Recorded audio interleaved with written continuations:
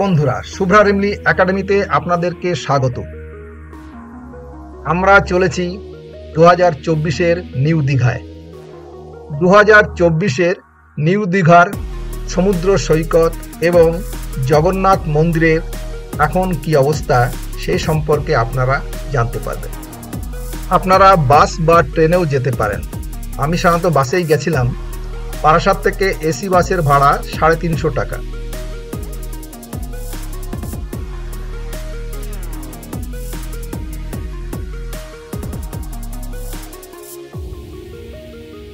New Digha ঢোকার মুখে বিশ্ব বাংলা গেট। এটা নিউ দীঘার তোরণদ্বার। আমরা অভ্যগামা হোটেলে চলে এসেছি। এখানেই আমরা রাত কাটাবো। আমার এই ভিডিওটি সাবস্ক্রাইব ও শেয়ার করতে ভুলবেন না। আমরা হোটেলের ভেতরে ঢুকে গেছি। এখানে আমরা আমাদের পরিবার নিয়েই এসেছি। আমরা পরিবারের মোট 12 জন। 3 বেডরুমের প্রতিটা ঘর 3700 প্লাস ট্যাক্স। ঘরগুলো খুব সুন্দর।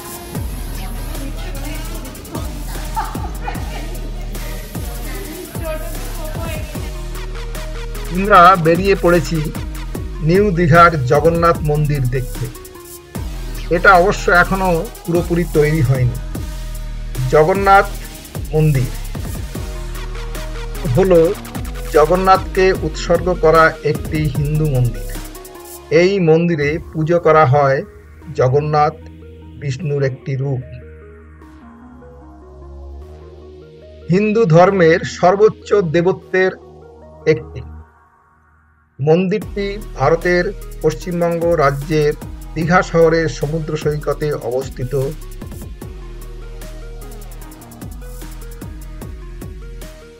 আমরা মন্দিরের মূল দুয়ারে চলে এসেছি। রাস্তার ধারেই এই দুয়ারটি অবস্থিত। পশ্চিমবঙ্গের মুখ্যমন্ত্রী মমতা বন্দ্যোপাধ্যায় 20শে ডিসেম্বর 2018-তে দীঘা জগন্নাথ মন্দির নির্মাণের ঘোষণা করেছিলেন।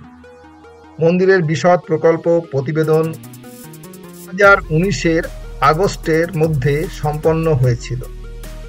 মুখ্যমন্ত্রী মমতা বন্দ্যোপাধ্যায় 2019-এর 20শে আগস্ট ঘোষণা করেছিলেন যে মন্দির নির্মাণের 2 বছরের মধ্যে মন্দিরের কাজ শেষ করতে হবে।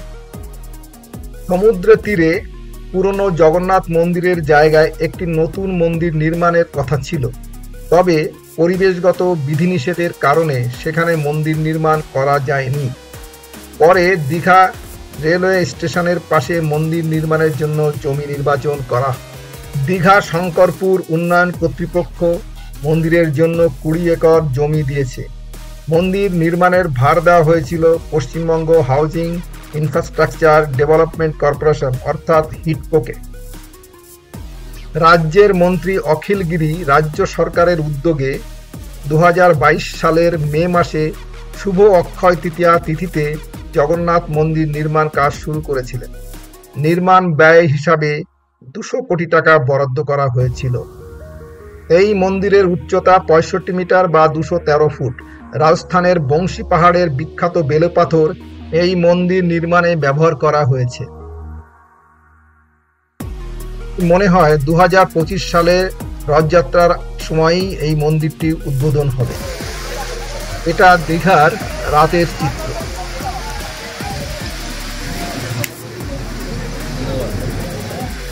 রাতেও দীঘার সমুদ্র সৈকতে জমজমাট, লোকে লোকারণ্য।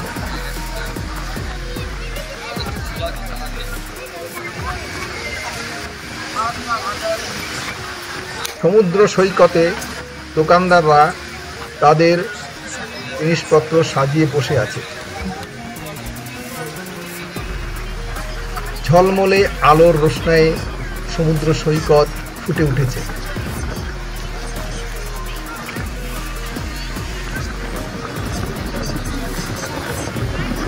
আমরাও এই রাতের পরিবেশ উপভোগ করছি।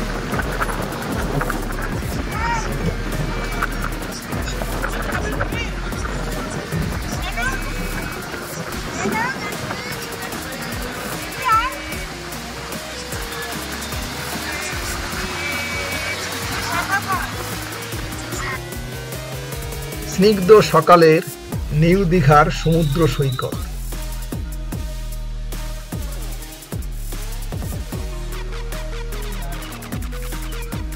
ওপর থেকে খুব সুন্দর লাগছে।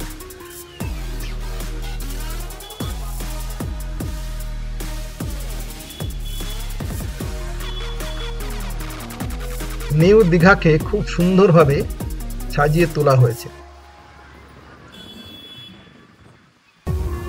সমুদ্রের পাশ বরাবর রাস্তা।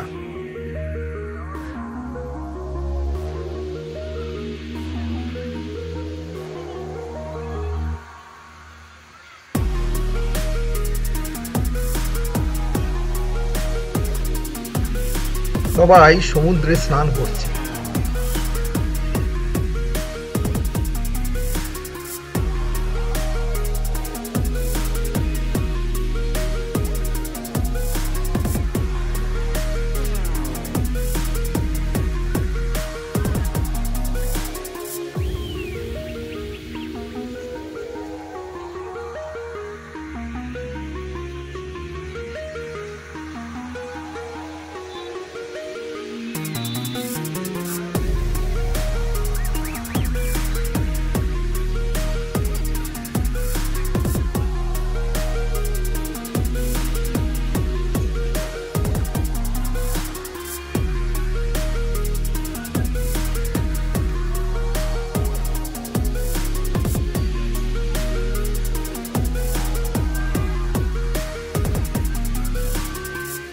যে যার মতো সমুদ্রকে উপভোগ করছে।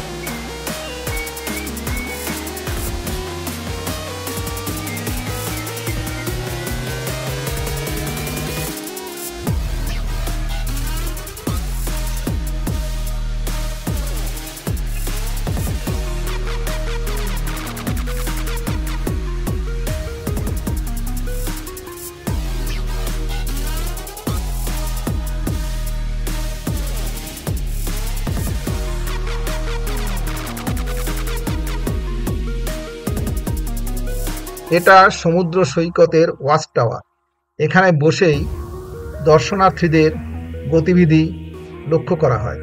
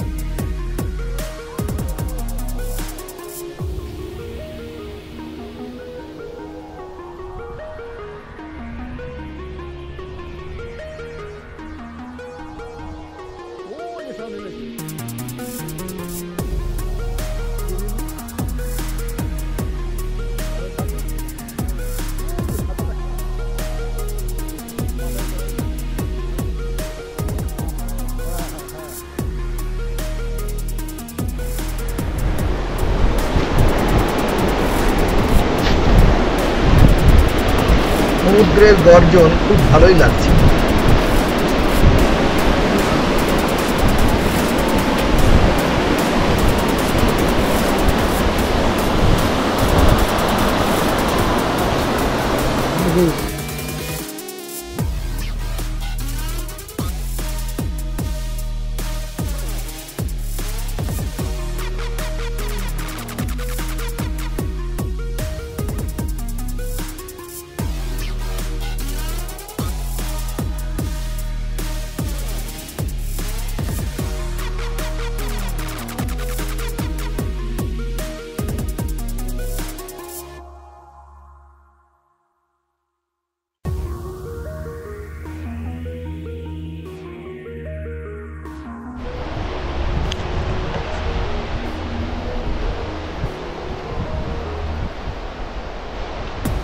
দীঘার সমুদ্র সৈকতে এটা একটা রেস্টুরেন্ট।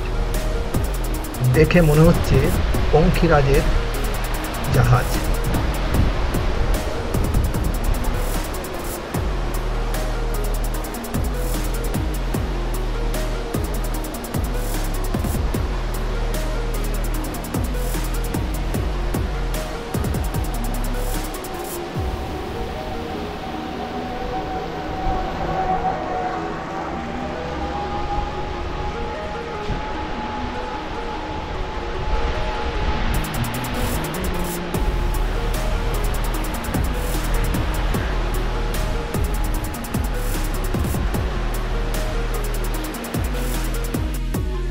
আমরা চলে এলাম নিউ দীঘার সমুদ্র সৈকতের ঘাটে।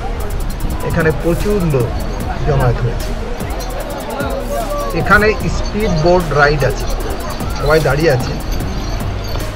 পার হেড 150 টাকা।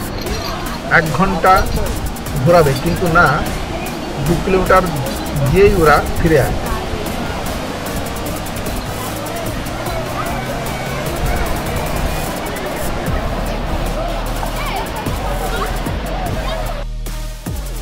আমরা 3টে টিকিট কেটে স্পিড বোটে ওঠার জন্য রেডি হলাম।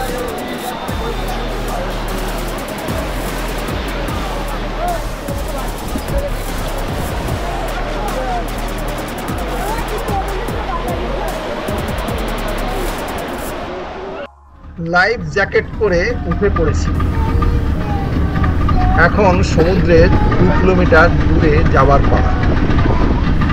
একটু ভয় ভয় তো লাগছেই, কেননা 2 কিলোমিটার দূরে সমুদ্রের মধ্যে কাউকে কোথাও পাওয়া যাবে না, যদি কিছু অঘটন ঘটে। এই ভয়টাই একটু লাগছে। আমাদের স্পিড বোটটি চলা শুরু করেছে।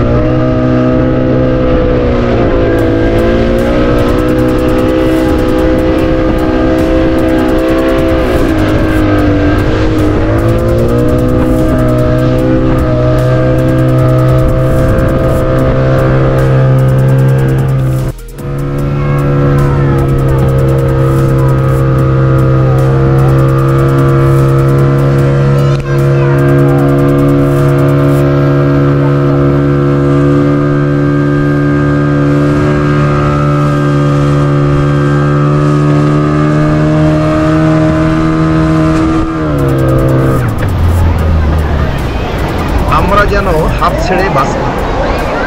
তার জন্য অসংখ্য ধন্যবাদ।